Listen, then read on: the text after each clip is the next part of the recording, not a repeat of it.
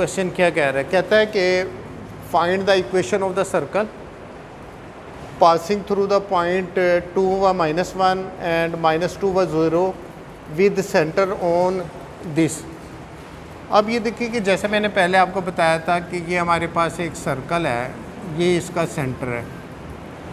अब कहता है कि इक्वेशन ऑफ द सर्कल आपने मालूम करने, ठीक है, पासिंग थ्रू द पॉइंट 2 व -1 के एक पॉइंट है वो जो है ना ये 2 व -1 से पास कर रही है, फिर हमारे पास है -2 व 0 है उसमें से पास कर रही हैं, और एक लाइन है, ये लाइन है जो इस सेंटर से पास कर रहा है विद सेंटर ऑन लाइन।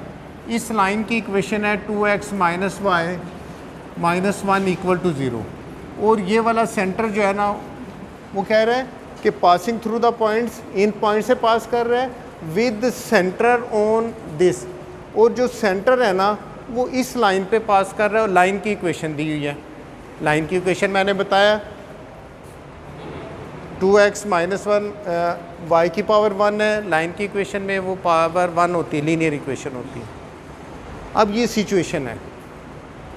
अब हमें पता है कि इस सर्कल की इक्वेशन जो है ना वो ये है, ये पता है आपको कि हमारे पास इक्वेशन ऑफ द सर्कल जो है ना वो हमारे पास है the equation of circle is x² + y² + 2gx + 2fy + c = 0। ये हमें पता है। जब पॉइंट इस सर्कल पे लाई करते हैं इसका मतलब है कि वो पॉइंट उस इक्वेशन को सेटिस्फाई करते हैं।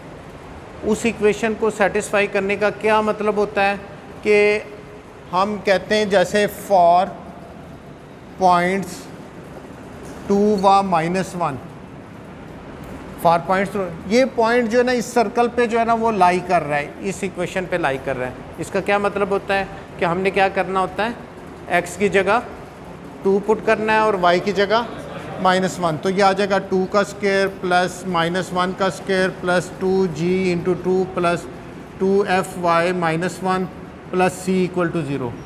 ऐसे ही करते हैं पॉइंट के लिए, तो ये कितना हो जाएगा 4 + 1 plus 4g - 2f plus c = 0, तो 5 + 4g - 2f प्लस c = 0। इसको इक्वेशन आपने 2 कर दी। उसी तरह इसको ध्यान से समझिए, आगे क्वेश्चन आपने सॉल्व करना है। अब फिर हम कहते हैं कि फॉर पॉइंट -2 व 0, इसका क्या मतलब है कि x की जगह हमने -2 पुट करना है प्लस y की जगह plus 2g × -2 plus 2f × 0 plus c = 0, तो ये कितना हो जाएगा 4 + 0 - 4g प्लस 0, मल्टीप्लाई होगा 0 हो जाएगा, प्लस c = 0, तो ये हमारे पास आ गया 4 - 4g प्लस c = 0। इसको हमने इक्वेशन रख दी 3। यहाँ तक बात समझ में आ गई, क्लियर हो गई। अब अगला पॉइंट, सिर्फ अगला पॉइंट समझने वाला है, बाकी क्वेश्चन उसी तरह है जिस तरह हमने पिछला क्वेश्चन किया। अब वो पॉइंट क्या समझने वाला है, हमारे पास 2 इक्वेशंस आ गई, लास्ट पे हमारे पास कितनी इक्वेशंस आई थी, 3 इक्वेशंस आई थी, हमने सॉल्व।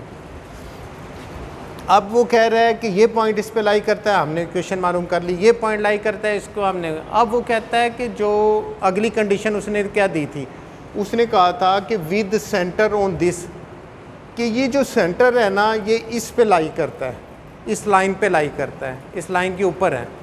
अब इस इक्वेशन का सेंटर क्या होता है, -g - है। इसका मतलब है सेंटर जो है क्या है, -g व -f। अब ये जो लाइन पास कर रही है ना वो इस सेंटर में से पास कर रही है। इसका मतलब है कि ये वाला सेंटर जो है ना इस लाइन के ऊपर लाई कर रहा है।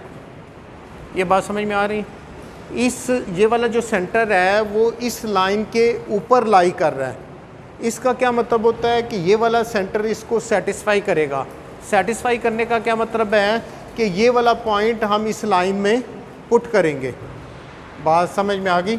मैं इधर लिखने लगा हूँ कि सेंटर -g व -f lies on 2x minus Y minus 1 equal to 0।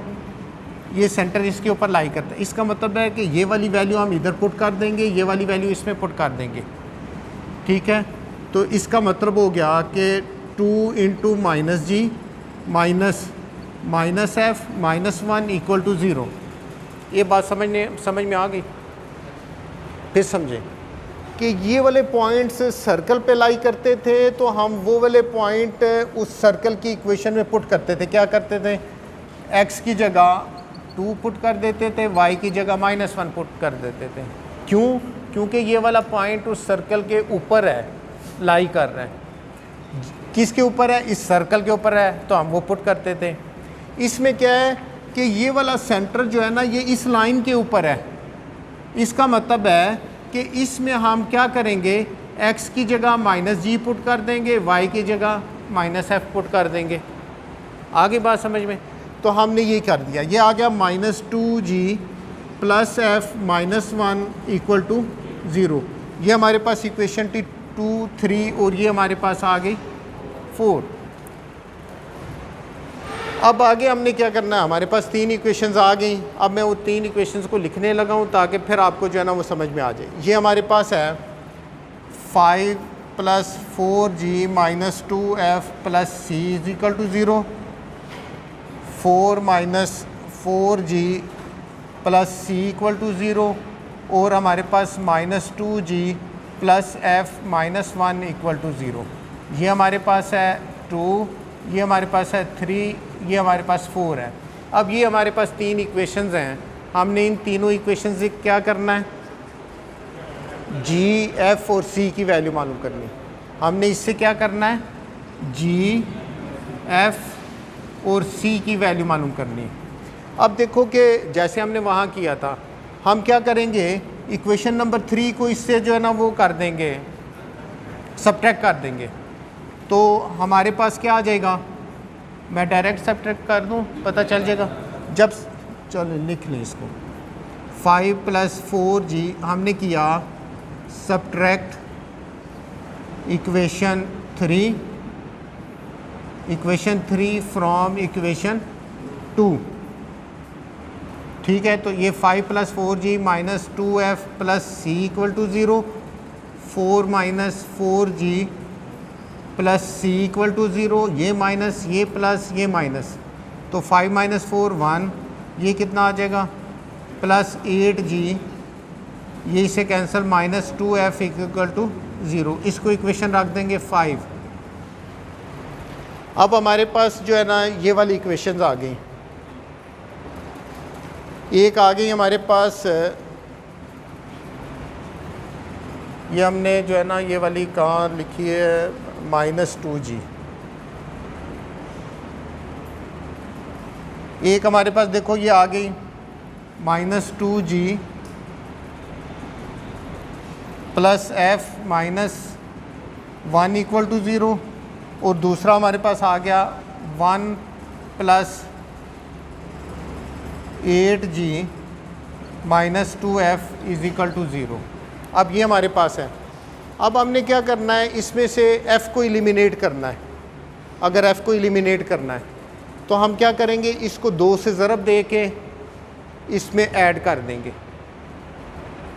इसको 2 से ज़रब देंगे, ऐड करेंगे, तो वो हमारे पास f ख़त्म हो जाएगा, बाकी रह जाएगा g।